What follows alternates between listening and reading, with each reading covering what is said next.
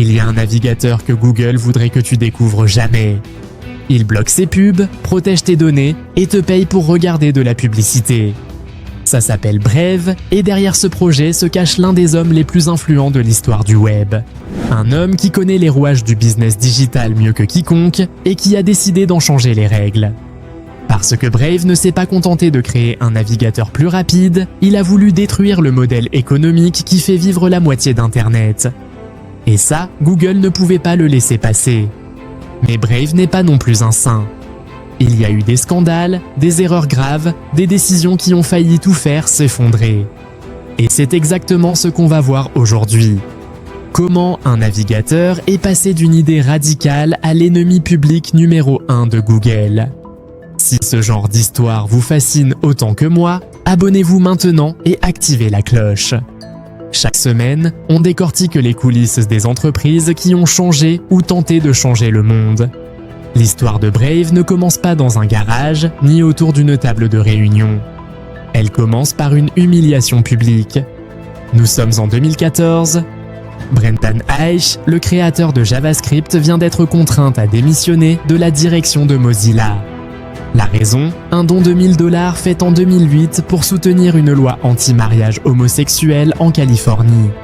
Quand l'information est sortie, les protestations ont envahi les réseaux, la pression a été telle qu'il a dû partir. Je ne vais pas juger si c'était juste ou non. Ce qui compte, c'est ce qu'Eich a fait ensuite. Il est reparti avec une obsession, démanteler le système de surveillance publicitaire qui alimente le web. En 2015, il cofonde Brave. Et le constat de départ est simple. Google détient plus de 60% du marché des navigateurs. Google Ads contrôle 90% de la publicité numérique mondiale. Et chaque fois que vous ouvrez une page, des dizaines de traceurs invisibles enregistrent chacun de vos clics. La proposition d'Eich est radicale, bloquez tout ça par défaut, sans exception. Pas de cookies tiers, pas de traceurs, pas de pubs intrusives. Mais Brave ne veut pas juste bloquer, il veut remplacer le système. Et c'est là que l'idée devient vraiment ambitieuse. Le principe est le suivant. Si vous acceptez de regarder des publicités respectueuses de votre vie privée, Brave vous rémunère en BAT le Basic Attention Token, une crypto-monnaie créée spécifiquement pour cet écosystème. Ces tokens, vous pouvez les garder ou les reverser directement aux créateurs de contenu que vous appréciez. Sur le papier, c'est une révolution. Un Internet où l'utilisateur reprend le contrôle de ses données et de son argent. Mais comme toujours, la réalité est plus compliquée. Parce que Brave s'est mise en travers du business model de l'ensemble d'Internet et personne ne l'avait invité à le faire. Brave est construit sur Chromium, la même base de code que Chrome. Ça le rend compatible avec la quasi-totalité des extensions et des sites web qui fonctionnent sur Chrome. Mais avec une différence majeure, tout le système de traçage de Google est désactivé. Quand Brave lance sa première version publique en 2016, le résultat est immédiat.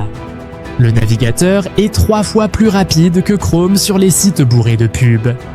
Il consomme moins de RAM, charge les pages plus vite et ne vous espionne pas. Les premiers adoptants adorent ça. Les défenseurs de la vie privée, les amateurs de crypto, les gens fatigués d'être suivis à la trace, tous embarquent. Et pour financer cette ambition, en 2017, Brave organise une ICO. Une vente publique de ces tokens BAT directement aux investisseurs. Résultat, 35 millions de $ levés en 30 secondes exactement. L'une des ICO les plus rapides de toute l'histoire de la crypto. Avec cet argent, Brave peut recruter, développer le produit et commencer à scaler. Mais cette réussite attire aussi l'attention de personnes que Brave n'avait pas forcément envie de voir. Les régulateurs et surtout Google.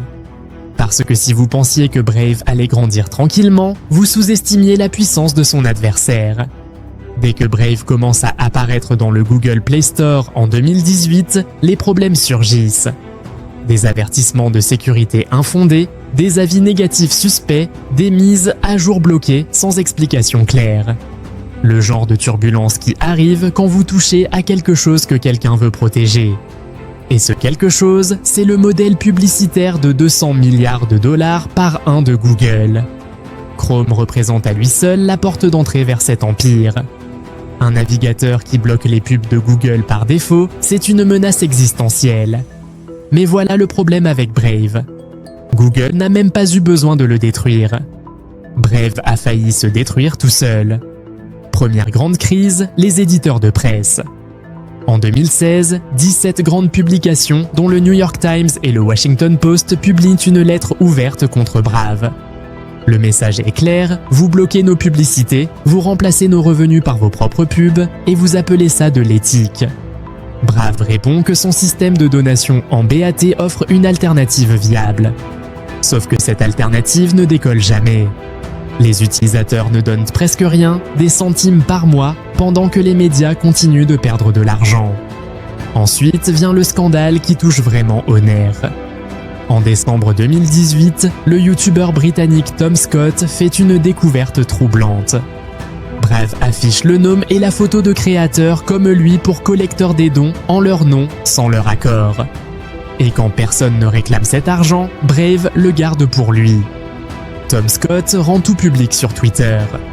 Brave tente de se défendre en parlant d'incentives pour la plateforme. Mais le message que retient l'Internet est brutal. Le navigateur qui se présentait comme l'alternative éthique détournait l'argent de ses utilisateurs. Et Brave ne tire pas les leçons de cette affaire. En 2020, un utilisateur découvre que lorsqu'on tape l'adresse d'un site de crypto dans la barre de recherche, Brave insère automatiquement un code affilié à son nom. Concrètement, si vous tapez Binance.com, Brave transforme ça en Binance.com/referralbrave sans vous en parler. Ce qui veut dire que Brave touche une commission sur vos visites sans vous le dire. Dans un navigateur qui se vend comme le défenseur de la transparence et de la confidentialité, c'est une trahison de confiance.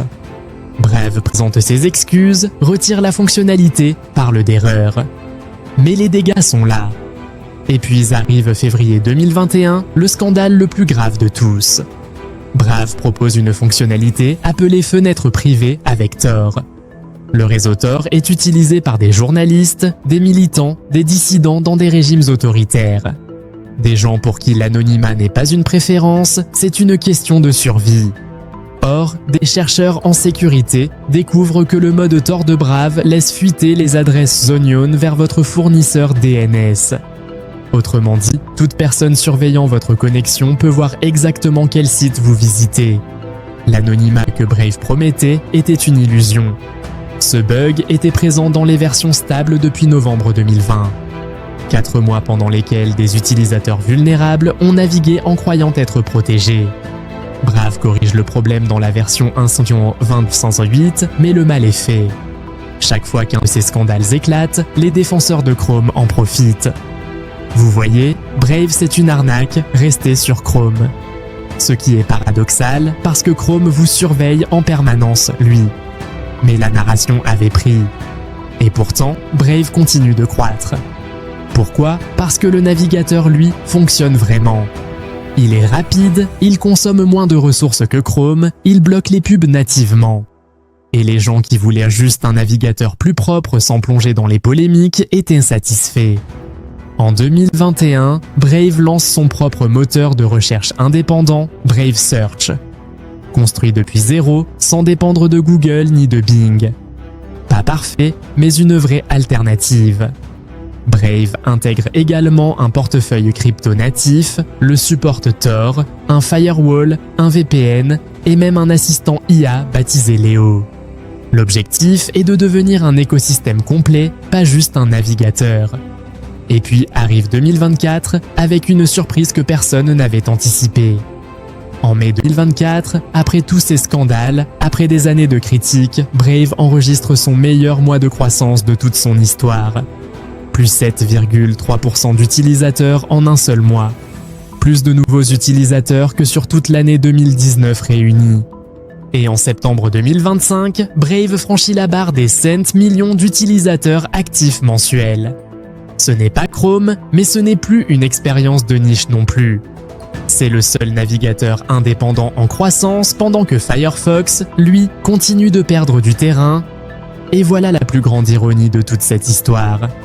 En 2024, Google a commencé à déployer ce qu'il appelle le Privacy Sandbox. Un système qui reconnaît que le tracking traditionnel est problématique et qu'il faut trouver une alternative respectueuse de la vie privée. Une alternative qui ressemble étrangement à ce que Brave défendait depuis 2016. Moins radicale, plus douce, mais dans la même direction. Brave a peut-être perdu des batailles, mais il a remporté le débat idéologique. Et les chiffres confirment ce que les scandales ne pouvaient pas effacer. En 2001, le Trinity College de Dublin publie une étude indépendante comparant Chrome, Firefox, Safari, Edge et Brave. Résultat, Brave est le seul navigateur qui transmet 0 identifiant traçable à des tiers. Chrome envoie votre identifiant matériel, Firefox partage des URL, Safari transmet des horodatage. Brave, rien du tout. L'Electronic Frontier Foundation dispose d'un outil appelé Cover Your Tracks qui mesure la résistance de votre navigateur au fingerprinting. Le fingerprinting, c'est la technique qui permet à un site de vous identifier sans cookies, juste via les caractéristiques de votre appareil. Parmi tous les navigateurs testés, Brave est le seul complètement efficace contre cette technique. Chrome, Safari, Firefox, Edge, tous échouent. En termes de performance, Brave obtient 1072 points sur Basemark Trade contre 920 pour Chrome. Sur les sites chargés de publicité, Brave consomme entre 33 et 66% de RAM en moins. Les pages se chargent entre 3 et 6 fois plus vite parce que toute la couche publicitaire n'est même pas téléchargée. Techniquement et objectivement, Brave tient ses promesses. Il est plus rapide, plus privé et moins gourmand que Chrome. Alors si vous faites partie de ceux qui pensent que Google n'est pas si dangereux, que le tracking est le prix à payer pour un internet gratuit, restez sur Chrome. Mais au moins, maintenant, vous savez pourquoi Google préfère que vous ne découvriez jamais Brave. Parce que Brave n'est pas parfait, il a commis des erreurs, certaines graves. Mais c'est toujours la seule alternative sérieuse à la domination absolue de Google dans nos navigateurs. Et ça, en soi, ça vaut quelque chose. Si cette histoire vous a intéressé, je vous recommande la vidéo sur ces autres applications que la publicité et le tracking ont détruites. Et si vous voulez rejoindre la communauté, le lien du Discord est dans la description. À très vite.